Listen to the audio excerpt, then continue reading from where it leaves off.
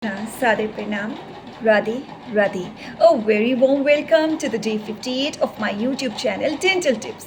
Today's topic of discussion, today we're going to discuss in brief about astrigum gum paint.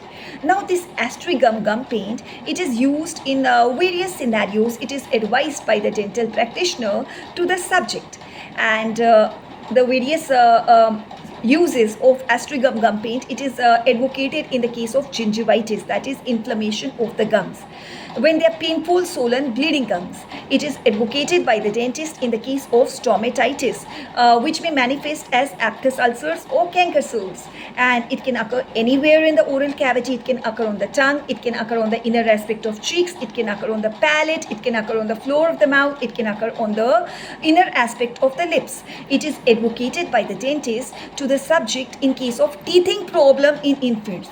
Now teething is a normal developmental process when the milk teeth, baby teeth, deciduous teeth, primary teeth, they begin to erupt in the oral cavity in the infant between 4 months to 7 months of age. So when these teeth, they exert pressure on the gums, it causes irritation to the infant, it causes discomfort to the subject. So in those scenarios also this astrigum gum paint can be applied. It is used in cases of when there is irritation to the gums. The subject experiences irritation to the gums owing to various dental procedures like orthodontic braces. And due to denture placement also, it sometimes it may cause irritation to the gums, and this gum paint is advised.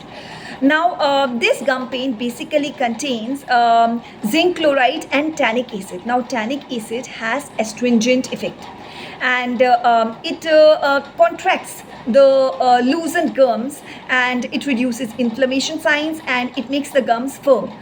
So this astrigum gum paint is applied with index finger on the particular area where it requires to be applied, and it is massaged out there gently. So that's all for today. Thank you many folks for watching my YouTube channel. Jai Shri Krishna.